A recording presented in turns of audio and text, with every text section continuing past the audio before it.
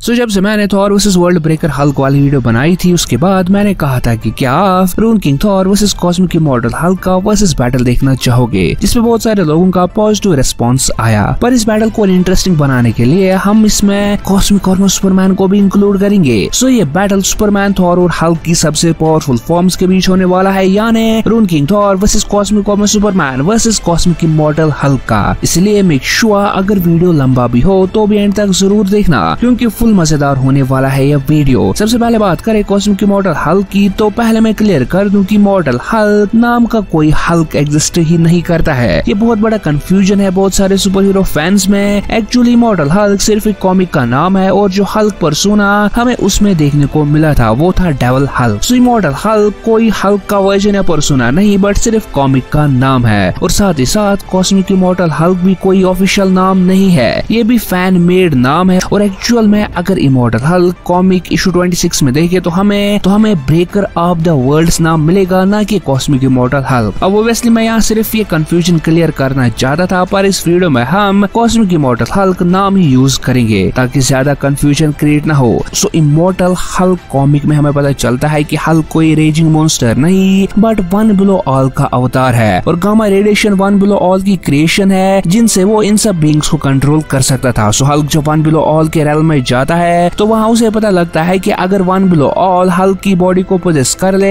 तो क्या होगा। और हमें फ्यूचर दिखाया जाता है कॉस्मिक हल्क का, जहाँ वो अपनी पावर से प्लैनेट, स्टार, सन्स और यूनिवर्सेस को डिस्ट्रॉय कर रहा होता है, और साथ ही फ्रैंकलिन रिचर्ड्स और गैलेक्टस को भी मार देता है, जो कि मल्टीवर्स के सबसे ओल्डेस्ट बीइंग होते हैं फ्यूचर में। अब मैंने Rune King Thor versus Franklin Richards वाली वीडियो में बताया है कि क्यों और कैसे गैलेक्टस और फ्रैंकलिन इतने टाइम तक जिंदा थे और क्या कर रहे थे। उस वीडियो का लिंक आपको डिस्क्रिप्शन या ऊपर फ्लैश करते दिख जाएगा। वापस आते इस वीडियो पे, तो इसके बाद cosmic Immortal Hulk 8th Cosmos या कह सकते हो 8th वर्जन ऑफ मल्टीवर्स को डिस्ट्रॉय कर देता है, और 9th मल्टीवर्स में एक गैलेक्टस जैसा बीइंग बन जाता है, जो कि 9th मल्टीवर्स में सब कुछ डिस्ट्रॉय कर देता है, जिसे कि officially breaker of the worlds नाम दिया गया है। और लिटरली वो 9th मल्टीवर्स में अकेला बच जाता है, बट एक्चुअली ये सब तो हल्क वन बिलो ऑल की वजह से ही कर रहा था, क्योंकि वन बिलो ऑल का मोटिव ही था सब कुछ डिस्ट्रॉय करना। Appearance wise Cosmic Immortal Hulk Earth से भी बड़ा है और अपने पंजे से सन्स और प्लैनेट्स को डिस्ट्रॉय कर रहा होता है, और 9 बिलियन पॉपुलेशन वाले एक प्लैनेट को कॉस्मिक इमॉर्टल हल्क सिर्फ एक पंच में डिस्ट्रॉय कर देता है। सो हम कॉस्मिक इमॉर्टल हल्क को एक प्लैनेट से लेकर एक सोलर सिस्टम के बीच में जितना बड़ा मान सकते हैं। 8th मल्टीवर्स को डिस्ट्रॉय करके cosmic Immortal Hulk sentience of universe के साथ मर्ज हो गया, और 9th मल्टीवर्स में वो एक नया ही being breaker of the worlds नाम से जाना जाता है। अब बात करें कॉस्मिक और सुपरमैन की, तो कॉस्मिक और सुपरमैन का सबसे पावरफुल वर्जन है, जिसे हमने इन्फिनाइट क्राइसिस के सुपरमैन बियॉन्ड 10 इश्यूज में देखा था। एक्चुअली मॉनिटर, जो कि बहुत ही पावरफुल रेस है, ने मल्टीवर्स को बचाने के लिए एक ऐसा आर्मर बनाया था, एक ऐसा वेपन बनाया था जो कि मल्टीवर्स पे आने वाले हर किसी खतरे से लड़ सके। पर इस आर्मर को सुपरमैन और अल्ट्रामैन की कॉन्शियसनेस चला सकती थी, और आखिरकार सुपरमैन की कॉन्शियसनेस अल्ट्रामैन पे भारी पड़ी और इस आर्मर का कंट्रोल ले लेती है। अब कॉस्मिक और सुपरमैन का दूसरा नाम थॉट रोबोट भी है, क्योंकि ये सिर्फ अपने सोचने पे रियलिटी को चेंज कर सकता है। लाइक जो भी पावर इसे चाहिए, इसे बस वो सोचना है और वो पावर इसके पास आ जाएगी। और इसे प्लॉट आर्मर की तरह भी यूज किया गया है, जो कि स्टोरी को अपने मुताबिक चेंज कर सकता है। कैस यानी कॉस्मिक और सुपरमैन अपने रीडर को फील कर सकता है और पूरे डीसी मल्टीवर्स से बाहर एग्जिस्ट करता है। कैस मल्टीवर्स को बचाने के लिए कुछ भी कर सकता है, कोई भी पावर खुद को दे सकता है, और लिटरली इसी वजह से उसने मैंड्रैक द वैम्पायर मॉनिटर को हराया था, जो कि यूनिवर्सेस को कंज्यूम कर रहा था, या कह सकते हो स्टोरीज को खा रहा था। और कॉस्मिक और सुपरमैन ने मैंड्रैक को हराया था और उसे हमेशा के लिए और वाइड में फेंक दिया।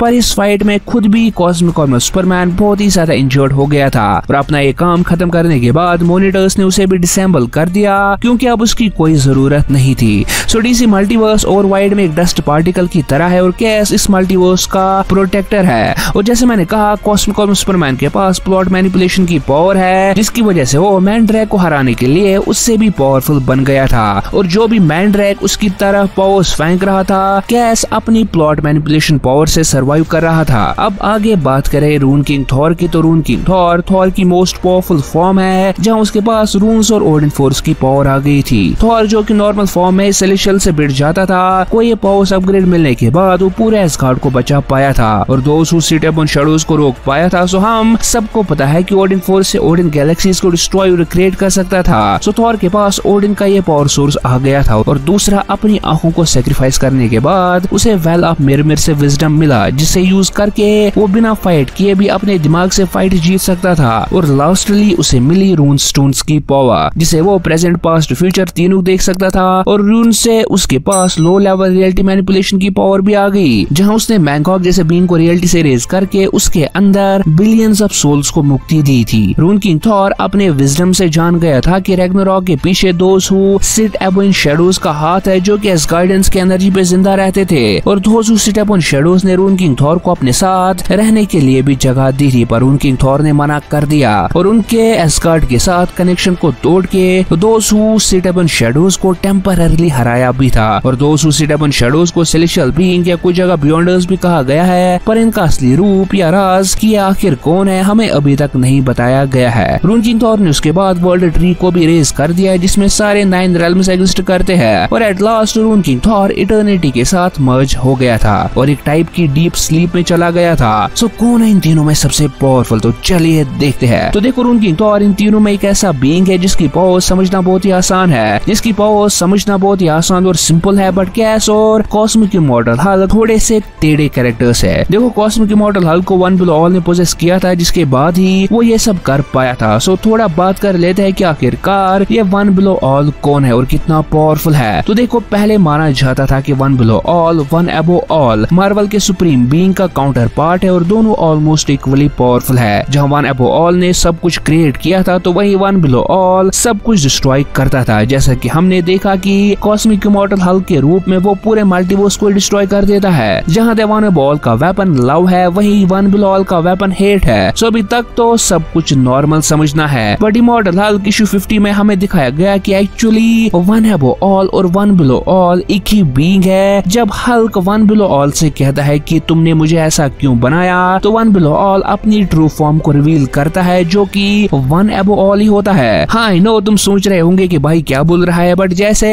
हल्क और ब्रूस बैनर है, वैसे ही वन अबव ऑल और वन बिलो ऑल है। और वन अबव ऑल हल्क से कहता है कि वन बिलो ऑल उसी का एक रूप है जब उसे डिस्ट्रॉय करना होता है। और one Below all one Above all का अल्टर ईगो है, बट रियलिटी में दोनों एक ही बीइंग है। मतलब कॉस्मिक इमॉर्टल हल्क के पास एक्चुअल में वन अबव ऑल की पावर्स है, जिसे वो ये सब कर रहा था, बट वन बिलो ऑल के रूप में। और इसका प्रूफ भी मैं आपको दूंगा कि cosmic Immortal Hulk 8th multiverse को डिस्ट्रॉय कर रहा था, तो तब वन अबव ऑल कहाँ था, उसने उसे क्यों नहीं रोका ये सब करने से? वो इसलिए क्योंकि उसका अल्टर ईगो ही ये सब डिस्ट्रॉय कर रहा था। अब ये बात तो समझने में आसान है कि One Above all one Below all को रोकना क्यों नहीं आया उसकी क्रिएशन को बचाने के लिए, क्योंकि वन बिलो ऑल के रूप में ही वन अबव ऑल ये सब कर रहा था। So I don't think you can argue कि वन अबव ऑल को मार्वल कॉमिक्स में कोई हरा सकता है, क्योंकि लिटरली जिस बंदे ने खुद सब कुछ बनाया है, जो ट्रू ओमनीपोटेंट ओमनिशंट है, उसे तुम कैसे हरा सकते हो? बात करें कॉस्मिक आर्मर सुपरमैन की, तो यस कॉस्मिक आर्मर सुपरमैन भी बहुत पावरफुल है, बट इतना तो क्लियर है कि कुछ बीइंग्स उससे भी ऊपर है पावर लेवल में, और कैस ट्रू ओमनीपोटेंट बीइंग्स को नहीं हरा सकता।